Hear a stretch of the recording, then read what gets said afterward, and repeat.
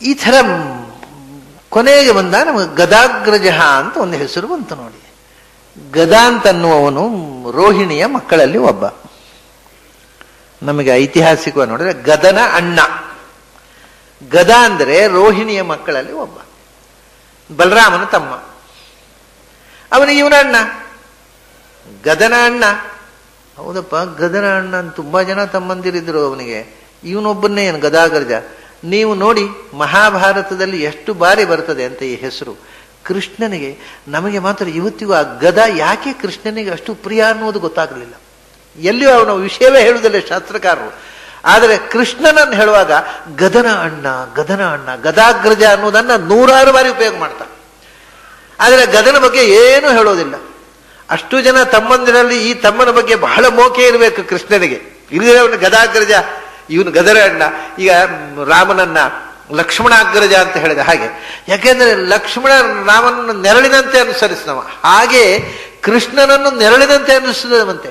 ಅದು ನೋಡಿ, ಅವನ ಯಾವ ವಿಷಯದಲ್ಲೂ ಅವನನ್ನೇ ಶಾಸ್ತ್ರಕಾರರು ಹೈಲೈಟ್ ಮಾಡುವುದಿಲ್ಲ. ಆದರೆ ಇಡೀ ಜೀವನದಲ್ಲಿ ಲಕ್ಷ್ಮಣ ಹೇಗೆ ರಾಮನನ್ನು ಅನುಸರಿಸಿದನೋ ಹಾಗೆ ಕೃಷ್ಣನನ್ನು, ಬಲರಾಮ ಅಲ್ಲ, ಬಲರಾಮ ಕೃಷ್ಣನ ಹತ್ರ ನಮ್ಮ ಜಗಳ ಆಡ್ತಿದ್ದ, ಅಭಿಪ್ರಾಯ ಭೇದ, ಮನೋಭೇದ ಎಲ್ಲ ಆಗ್ತಿತ್ತು. ಆದರೆ ಗದ ಮಾತ್ರ ಅಣ್ಣನನ್ನ ನೆರಳಿನಂತೆ ಅನುಸರಿಸಿದ, ಅಚ್ಛಿನ್ನ ಭಕ್ತಿಯಿಂದ ಕೃಷ್ಣನ ಅನುಸರಿಸಿದವ. ಹಾಗಾಗಿ ಕೃಷ್ಣನಿಗೆ ಗದನ ಅಣ್ಣ ಅಂತ, ಗದಾಗ್ರಜ ಅಂತ ಅನ್ನುವಂಥದ್ದು. ಇದು ಒಂದು ಅರ್ಥ ಅಷ್ಟೇ. ಯಾಕೆಂದ್ರೆ ನಮಗೆ ಕೃಷ್ಣ ಅಲ್ಲ, ಈ 1000 ರೂಪಗಳಲ್ಲಿ ಇದು ಬೇರೆ ಒಂದು ರೂಪ ಅಲ್ವಾ. ಗದಾಗ್ರಜ ಅಂದರೆ ಏನು ಒಂದು ಈಗ ನಾವು ಅದಕ್ಕೆ ಬೇರೆ ಅರ್ಥಗಳಿದೆ. ಯಾಕೆಂದ್ರೆ ನಮ್ಗೆ ಗೊತ್ತಿದೆ ವಿಷ್ಣು ಸಹಸ್ರನಾಮದ ಒಂದೊಂದು ನಾಮಕ್ಕೆ 100 ಅರ್ಥಗಳಿವೆ ಅಂತ. ಇದು ಒಂದು ಅರ್ಥ ಅಷ್ಟೆ. ಗದನ ಅಣ್ಣನಾಗಿ ಕೃಷ್ಣ ಅವತಾರದಲ್ಲಿ ಗದನ ಅಣ್ಣನಾಗಿರಲಿ ತೋರಿಸ. ಗದಾಗ್ರಜ ಅಂದರೆ, ಗದ ಅಂದರೆ ಏನು ಗೊತ್ತಾ? ಗದ ಅಂದರೆ ಏನು ಲೋಕದಲ್ಲಿ ಆದ್ರೆ ಏನು? ಗದಿತ ಅಂದ್ರೆ ಏನಂತಾರೆ? ಗದಂತಿ, ಗದನ, ಗದಿತ. ಗದ ಅಂದರೆ ಮಾತು. ಗದ ವ್ಯಕ್ತಾಯಂ ವಾಚಿ ಅಂತ, ಸ್ಪಷ್ಟವಾದ ಮಾತುಗಾರಿಕೆಗೆ ಗದ ಅಂತಾರೆ. ಅದನ್ನು ನಮ್ಮಲ್ಲಿ ಕನ್ನಡದಲ್ಲಿ ಅದು ಸ್ಪಷ್ಟ ಆಗದೆ ಇದ್ರೆ ಗದ್ಗದ ಆಗತ್ತೆ ನೋಡಿ. ಹಾಗೆ ಅದು ಗದ ಹೋಗಿ ಸ್ವಲ್ಪ ಮಾತು ತಡವರಿಸಿದ್ರೆ ಗದ್ಗದ ಅಂದ್ರೆ, ಗದ ಹೇಳೋದಕ್ಕೆ ಗದಗದ ಅಂದ, ಅದು ಅಸ್ಪಷ್ಟ ಆಯಿತು. ನಿಜ ಗದ ಅಂತ ಹೇಳಬೇಕು, ಅದು ಗದ್ಗದ ಆಯಿತು. ಈಗ ನಾಲ್ಗೆ ತಡವರಿಸಿತು, ಅದು ಗದ್ಗದ. ಅದರಿಂದ ಅಸ್ಪಷ್ಟತೆಯನ್ನು ಗದ್ಗದ ಅಂತೇವೆ ನಾವು. ಏನೋ ದುಃಖದಿಂದ ಗದ್ಗದಿಸುವುದು, ಅವಾಗ ಮಾತು ತಡವರಿಸುವುದು. ತಡವರಿಸದ ಸ್ಪಷ್ಟವಾದ ಮಾತು ಗದ. ಗದ ವ್ಯಕ್ತಾಯಂ ವಾಚಿ ಅಂತ, ಇದು ಸಂಸ್ಕೃತದಲ್ಲಿ ಧಾತ್ವರ್ಥವೇ ಹಾಗೆ. ಗದತಿ ಅಂದ್ರೆ ಸ್ಪಷ್ಟವಾಗಿ ಮಾತಾಡ್ತಾನೆ ಅಂತ. ಗದ್ಯ ಇಲ್ಲ, ಆ ಪ್ರಸಿದ್ಧವಾದ ಶಬ್ದ ಹೇಳಿ ನಿಮಗೆ ಗೊತ್ತಾಗತ್ತೆ. ಗದ್ಯ ಅಂದ್ರೆ ನೋಡಿ, ಪದ್ಯ ಆದ್ರೆ ಪಕ್ಕ ಅರ್ಥ ಆಗೋದಿಲ್ಲ, ಅದು ಗೋಪಾಲಕೃಷ್ಣಡಿಗರ ನವ್ಯ ಪದ್ಯ ಆದ್ರೆ ಅರ್ಥವೇ ಆಗುದಿಲ್ಲ ಜನರಿಗೆ. ಗದ್ಯ ಅಂದ್ರೆ ಸ್ಪಷ್ಟವಾದ ಮಾತು ಅಂತ. ಪ್ರೋಸ್ ಉಂಟಲ್ಲ, ಬೇಗ ಅರ್ಥ ಆಗತ್ತೆ, ಅದರಿಂದ ಗದ್ಯ. ಪದ್ಯ ಹಾಗಲ್ಲ, ಪಕ್ಕ ಅರ್ಥ ಆಗೋಲ್ಲ. ಗದ್ಯ ಅಂದ್ರೆ ಸ್ಪಷ್ಟವಾದ ಮಾತಿನ ಪ್ರೋಸ್, ಗದ ಅಂದ್ರೆ ಸ್ಪಷ್ಟವಾದ ಮಾತು. ನಿಮಗೆ ಗದ ಹೇಳಿದ್ರೆ ಬಳಕೆ ಇಲ್ಲ, ಅದಕ್ಕೆ ನಿಮ್ ಬಳಕೆ ಇರುವ ಗದ್ಗದ, ಪದ್ಯ, ಗದ್ಯ ಈ ಶಬ್ದ ಕೊಟ್ರೆ ಅರ್ಥ ಹೌದು. ಅದರಿಂದ ಗದ ಅಂದ್ರೆ ಗದ್ಯ. ಸಂಸ್ಕೃತದಲ್ಲಿ ಗದ, ನಿಗದ ಅಂದ್ರೆ ಗದ್ಯ ಅಂತ ಅರ್ಥ. ನಿಗದ ಗದ್ಯ, ನಿಗದ ಅಂದ್ರೆ ಗದ್ಯ. ಯಾವುದು ವೇದದಲ್ಲಿ ಗದ್ಯ ಯಾವುದು? ಯಜುರ್ವೇದ ಗದ್ಯ, ಋಗ್ವೇದ ಪದ್ಯ, ಯಜುರ್ವೇದ ಗದ್ಯ, ಸಾಮವೇದ ಗಾನ. ಈಗ ಗದ ಅಂದ್ರೆ ನಿಗದ, ಗದ್ಯ, ಗದ್ಯರೂಪವಾದ ವೇದ ಗದ. ಅದರ ಅಗ್ರ ಅಂದ್ರೆ ಈಚೆ ಅಗ್ರ ಋಗ್ವೇದ, ಈಚೆ ಅಗ್ರ ಸಾಮವೇದ. ಈ ಬದಿ ಅಗ್ರ ಅಂದ್ರೆ ತುದಿ, ಈ ತುದಿ ಆಗ್ಬೋದು, ಈ ತುದಿ ಆಗ್ಬೋದು. ಈಚೆ ಬದಿಯಲ್ಲಿ ಋಗ್ವೇದ ಇದೆ, ಈಚೆ ಬದಿಯಲ್ಲಿ ಸಾಮವೇದ ಇದೆ. ಅದರಿಂದ ಗದ ಅಗ್ರ ಅಂದ್ರೆ ಋಗ್ವೇದವೂ ಆಗಬಹುದು. ಅಂದ್ರೆ ನಾ ಹಿಂದೆ ಹೇಳಿದ್ದೆ, ಸರ್ವಶಾಸ್ತ್ರ ಹೃತಾಂಬರ ಅಲ್ಲಿಗೆ ಬಂತು. ಸಮಸ್ತ ವೇದದ ಮಂತ್ರಗಳಿಂದ ಜಾಯತೆ ಅಭಿವ್ಯಕ್ತನಾಗುವವ, ರಂಗಮಂತ್ರಗಳಿಂದ ಸ್ತುತನಾಗಿ ವ್ಯಕ್ತನಾಗುವವ. ಅದರಿಂದ ಈಚೆಗೆ ಬಂದರೆ ಯಜುರ್ವೇದದ ಅಗ್ರ ತುದಿಯಲ್ಲಿ ಸಾಮವೇದ ಇದೆ. ಈ ಸಮಸ್ತ ಸಾಮವೇದದ ಗಾನಗಳಿಂದ ಅಭಿವ್ಯಕ್ತನಾಗುವವ, ಸಮಸ್ತ ಮಂತ್ರಗಳಿಂದ, ಸಮಸ್ತ ಗಾನದ ನಾದಗಳಿಂದ ಅಭಿವ್ಯಕ್ತನಾಗುವವ. ಆದರೆ ಯಜುರ್ವೇದದಿಂದ ಆಗುವುದಿಲ್ವ ಅಂದ್ರೆ ಗದೈಹಿ ಅಗ್ರತಃ ಜಾಯತೆ, ಎಲ್ಲಕ್ಕಿಂತ ಮೊದಲು ಯಜುರ್ವೇದದಿಂದ ವ್ಯಕ್ತರಾಗುವ. ಯಾಕೆಂದ್ರೆ ಯಜುರ್ವೇದದಿಂದ ವ್ಯಕ್ತರಾಗುವ ನಮ್ಮ ಕಣ್ಣಿಗೆ ಕಾಣ್ತಾನೆ, ಇದೇ ಆಗುವುದಿಲ್ಲ. ಯಜುರ್ವೇದದಿಂದ ಏನು ಮಾಡೋದು? ಹೋಮ, ಅದನ್ನು ವ್ಯಕ್ತವಾಗಿದೆ ಅಗ್ನಿ. ಅಗ್ನಿ ರೂಪದಿಂದ ಮೊದಲು ವ್ಯಕ್ತನಾಗುವ ಯಜುರ್ವೇದ ಮಂತ್ರಗಳ ಮೂಲಕ. ಅದರಿಂದ ಗದಗಳಿಂದ, ನಿಗದಗಳಿಂದ, ಯಜುರ್ವೇದದ ಮಂತ್ರಗಳಿಂದ ಮೊದಲು ಅಗ್ರಜ ಅಂದ್ರು ಅಗ್ನಿ ಅಂದ್ರು ಒಂದೇ ಅರ್ಥ. ಮೊದಲು ಕಾಣಿಸಿಕೊಳ್ಳುವವ, ಅಗ್ನಿ ರೂಪದಿಂದ ಮೊದಲು ಕಾಣಿಸಿಕೊಳ್ಳುವ. ಆಮೇಲೆ ಆಚೆಯಿಂದ ಋಗ್ವೇದದಿಂದ, ಈಚೆಯಿಂದ ಸಾಮವೇದದಿಂದ ಗಾನ ರೂಪವಾಗಿ, ಸ್ತೋತ್ರ ರೂಪವಾಗಿ, ಶಸ್ತ್ರವಾಗಿ, ಶಸ್ತ್ರ ಸ್ತೋತ್ರ ಅಂತ ಹೆಸರು ನೋಡಿ. ಶಸ್ತ್ರ ಅಂದರೆ ಅಪ್ರಗೀತ ಮಂತ್ರ ಶಸ್ತ್ರಂ, ಗಾನಬದ್ಧ ಮಂತ್ರ ಸ್ತೋತ್ರಂ ಅಂತ. ಹಾಡನ್ನ ಬೆರೆಸದೆ ಬರೀ ಉದಾತ್ತ ಅನುದಾತ್ತ ಸ್ವರಿತಗಳನ್ನು ಮಾತ್ರ ಹಾಕಿ ಹೇಳುವ ಮಂತ್ರಕ್ಕೆ ಶಸ್ತ್ರ ಅಂತ ಹೆಸರು. ಅದರಿಂದ ಋಗ್ವೇದದ ಮಂತ್ರಗಳು ಶಸ್ತ್ರಗಳು. ಅಪ್ರಗೀತ, ಗಾನ ಇಲ್ಲ, ಸಂಗೀತ ಸೇರಿಸದೆ. ಅಗ್ನಿಮೀಣೆ ಪುರೋಹಿತಂ ಯಜ್ಞಸ್ಯ ದೇವ ಮೃತ್ವಿಜಂ, ಇದು ಸಂಗೀತ ಸೇರಿಸದೆ ಬರೇ ಉದಾತ್ತ ಅನುದಾತ್ತ ಸ್ವರಿತಗಳನ್ನು ಮಾತ್ರ ಸೇರಿಸಿ ಹೇಳತಕ್ಕಂಥ ಮಂತ್ರ ಶಸ್ತ್ರ. ಅದಕ್ಕೆ ಗಾನ ಸೇರಿಸಿದರೆ ಅದು ಸ್ತೋತ್ರ. ಸ್ತೋತ್ರ ಅಂದರೆ ಪ್ರಗೀತಂ ಸ್ತೋತ್ರಂ ಅಂತ. ಅದು ಹಾಡಿನ ರೂಪದಲ್ಲಿ ನೀವು ಗಾಯನ, ಸಂಗೀತ ಸೇರಿಸಿ ಗಾನಬದ್ಧವಾಗಿ ಹಾಡಿದರೆ ಅದು ಸ್ತೋತ್ರ. ಸ್ತೋತ್ರ, ಆ ಸ್ತೋತ್ರದಲ್ಲಿ ಮತ್ತೆ ಸ್ತೋಮ ಅಂತ ಪ್ರಭೇದಗಳಿವೆ. ಅದೆಲ್ಲ ಸಾಮದ ಗಾನ ಪ್ರಭೇದಗಳು. ಹೀಗೆ ಗದ ಈಚೆಯಿಂದ ಒಂದು ಅಗ್ರ ಶಸ್ತ್ರ, ಈಚೆಯಿಂದ ಒಂದು ಅಗ್ರ ಸ್ತೋತ್ರ.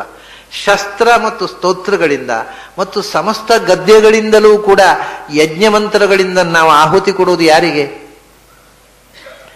ಚತುರ್ಭಿಶ್ಚ ಇದು ಗದ.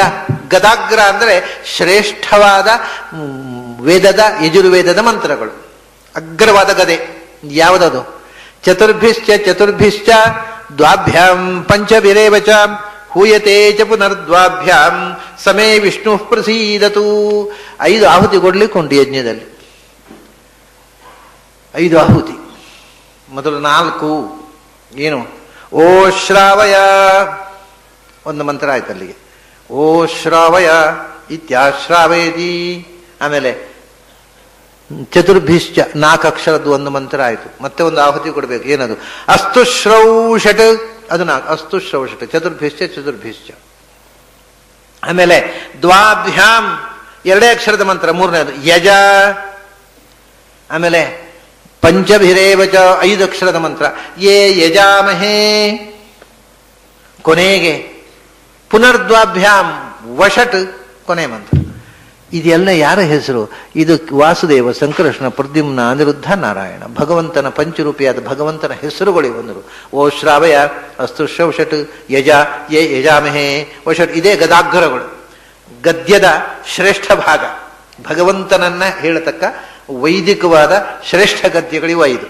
ಈ ಗದಾಗ್ರಗಳಿಂದ ವ್ಯಕ್ತನಾಗುವನು ಪಂಚರೂಪಿಯಾದ ಭಗವಂತ. ಹೀಗೆ ಒಂದು ಮೇಲುನೋಟಕ್ಕೆ ಗದಾಗ್ರ ಸರ್ವಶಸ್ತ್ರವೃತಾಮರ ಗದೆಯ ತುದಿಯಲ್ಲಿ ವ್ಯಕ್ತನಾಗ್ತಾನೆ ಸಂಹಾರ ಶಕ್ತಿಯಾಗಿ. ಯಾರು ಬಡಿದ್ರೆ ಅವನು ನಿಗ್ರಹ. ಯಾಕೆಂದ್ರೆ ಹೇಗೆ ನಿಗ್ರಹ ಮಾಡ್ತಾನೆ? ಅವನು ಬಂದು ಚಚ್ಚುವುದಿಲ್ಲ, ಮತ್ತೆ ಗದೆಯ ತುದಿಯಲ್ಲಿ ಬಂದು ಕೂತ್ಕೊಳ್ತಾನೆ. ಅದನ್ನ ಹೊಡೆದು ಬಿಟ್ರೆ ಮುಗೀತು ಅವ್ರ ಕಥೆ. ಈಗ ಮೇಲುನೋಟಕ್ಕೆ ನೋಡಿದ್ರೆ ಯುದ್ಧದ ಒಂದು ಶಸ್ತ್ರಕ್ರಿಯೆ, ಹತ್ಯಾಕಾಂಡ, ನಿಗ್ರಹ ಇರತಕ್ಕಂಥ ಈ ಮಂತ್ರ ಒಳಕ್ಕೆ ಹೋದರೆ ಪೂರ್ಣ ವೇದ ಮಂತ್ರಗಳು, ವೇದದ ಸಾಮ, ಯಜಸ್ಸು, ಶಸ್ತ್ರ, ಸ್ತೋತ್ರಗಳು, ಅದರಿಂದ ಪ್ರತಿಪಾದ್ಯನಾದ ಭಗವಂತನನ್ನು ಹೇಳ್ತಕ್ಕ ಅಂತರಂಗದ ಉಪಾಸನೆಯ ಮಂತ್ರಗಳಾಗ್ತವೆ. ಹೀಗೆ ಇದು ವಿಷ್ಣು ಸಹಸ್ರನಾಮದ ಒಳಮುಖ. ಅದನ್ನು ನಾವು ತಿಳ್ಕೊಂಡಾಗ ತಾನೇ ನಾವು ಪಾರಾಯಣ ಮಾಡುವಾಗ ಸಾರ್ಥಕ ಆಗೋದು ಮತ್ತು ಆನಂದ, ನಿಜವಾದ ಆನಂದ. ಅರ್ಥ ಗೊತ್ತಿಲ್ಲದೆ ಮಾಡಿದರೂ ಆನಂದ ಆಗತ್ತೆ. ಯಾಕೆಂದ್ರೆ ಅರ್ಥ ಗೊತ್ತಿಲ್ಲದಿದ್ರೂ ಮಾಡಿಬಿಟ್ಟೆ ಅಂತ ಆನಂದ ಅಷ್ಟೇ. ಅರ್ಥವೇ ಗೊತ್ತಿಲ್ಲ ಆದರೂ ಮಾಡಿಬಿಟ್ಟೆ ಪಾರಾಯಣ ಅಂತ ಒಂದು ಖುಷಿ ಆಗತ್ತೆ. ಅದು ಇದು ಅರ್ಥ ಗೊತ್ತಾದಾಗ ಆಗುವ ಆನಂದ ಉಂಟಲ್ಲ. ಯಾವುದಾದ್ರೂ ಒಂದು ವಿಷಯ ನಮಗೆ ತಿಳಿದು ಮಾಡುವಾಗ ಇರುವ ಆನಂದ ತಿಳಿಯದೆ ಮಾಡುವುದರಿಂದ ಇಲ್ಲ. ಆದರೆ ಇವತ್ತು ನೋಡಿ, ಯಾವುದನ್ನು ತಿಳಿದು ಮಾಡುವ ರೂಢಿಯೇ ಹೋಗಿದೆ. ತಿಳಿಯಬೇಕು ಅನ್ನುವ ಕುತೂಹಲವೇ ಹೊರಟು ಹೋಗಿದೆ. ಮತ್ತೆ ತಿಳಿಯದೆ ಕಣ್ಪಟ್ಟಿ ಗಟ್ಟಿಕೊಂಡು ಏನೋ ಒಂದು ಮಾಡುವುದು, ಕುರುಡು ಆಚರಣೆಗಳು. ತಿಳಿದು ಮಾಡಬೇಕು ಅನ್ನೋದೇ ಹೊರಟು ಹೋಗಿದೆ. ಆದರೆ ನಮಗೆ ಈ ತಿಳುವಳಿಕೆ ಹೋದದ್ದರಿಂದಲೇ ಕ್ರಮೇಣ ಆಯಿತು ಆಚರಣೆಗಳ ಮೇಲೆ ಇದ್ದ ನಂಬಿಕೆಯೂ ಹೋಗ್ತಾ ಬಂತು. ತಿಳುವಳಿಕೆ ಬಂದರೆ ನಂಬಿಕೆ ಹೋಗೋದಿಲ್ಲ, ಗಟ್ಟಿ ಆಗತ್ತೆ ನಂಬಿಕೆ. ನಂಬಬೇಕು ಅನ್ಸುತ್ತೆ, ಅದನ್ನು ನಂಬದೇ ಇರಲಿಕ್ಕೆ ಆಗುವುದಿಲ್ಲ. ಅಂಥ ತಿಳುವಳಿಕೆಯ ಹಿನ್ನೆಲೆಯಲ್ಲಿ ವಿಷ್ಣು ಸಹಸ್ರನಾಮದ ಸುಮಾರು 760 ನಾಮಗಳನ್ನು ನಾವು ನೋಡಿ ಮುಗಿಸಿದೆವು. ಇನ್ನು ಉಳಿದಿರುವ ನಾಮಗಳು ಸ್ವಲ್ಪ. ಅದನ್ನು ಕೆಲವೇ ದಿವಸಗಳಲ್ಲಿ ನಾವು ಮನನ ಮಾಡಿದರೆ 1000 ನಾಮದಿಂದ ಮೊನ್ನೆ ಉಡುಪಿಯಲ್ಲಿ ಕೃಷ್ಣನಿಗೆ ಬಹಳ ಆಶ್ಚರ್ಯ. ಸ್ವಾಮಿಗಳು ಏನು ಮಾಡಿದರು ಅಂದರೆ 2500 ಜನ ಸಾಲಾಗಿ ಮಡಿ ಪಂಚೆ ಉಟ್ಕೊಂಡು ಕೂಡಬೇಕು. 2500 ಜನ ಅಂದರೆ ವಿಷ್ಣು ಸಹಸ್ರನಾಮ ಹೇಳಿದರೆ 2500 ಇಂಟು 1000 ಆಯ್ತು. ಅಂದರೆ 25 ಲಕ್ಷ ಆಯಿತು. 2500 ಜನ ವಿಷ್ಣು ಸಹಸ್ರನಾಮ ಹೇಳಿದರೆ 25 ಲಕ್ಷ ನಾಮ ಆಯಿತು. 4 ಸರ್ತಿ ಒಬ್ಬೊಬ್ಬರು ಹೇಳಬೇಕು ಅಂತ ಇಂಟು 4 1 ಕೋಟಿ ಆಯಿತು. ಹೀಗೆ ಹೇಳಬೇಕು ಅಂತ 2500 ಜನ ಅಂತ ಹೇಳಿದರೆ ಸ್ವಾಮಿಗಳು ಅಪೇಕ್ಷೆ ಪಟ್ಟರೆ ಅವತ್ತು 2500ಕ್ಕಿಂತ ಹೆಚ್ಚು ಜನ ಸೇರಿದರು.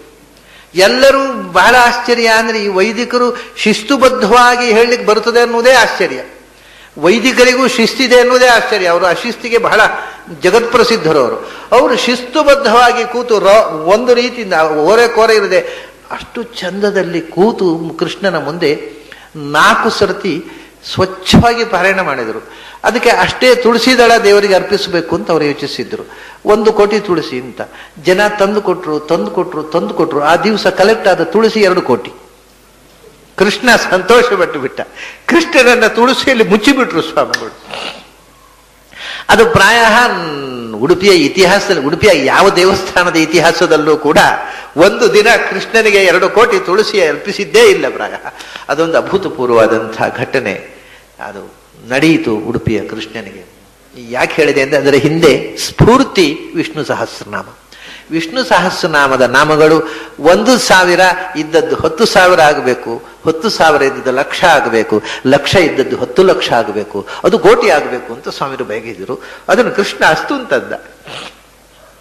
ಕೋಟಿ ನಾಮ ಜಪ ಆಯಿತು, ಕೋಟಿ ತುಳಸಿ ಅರ್ಚನೆ ಆಯಿತು. ಕೋಟಿ ಬರ ಕೋಟಿ ಅಲ್ಲ.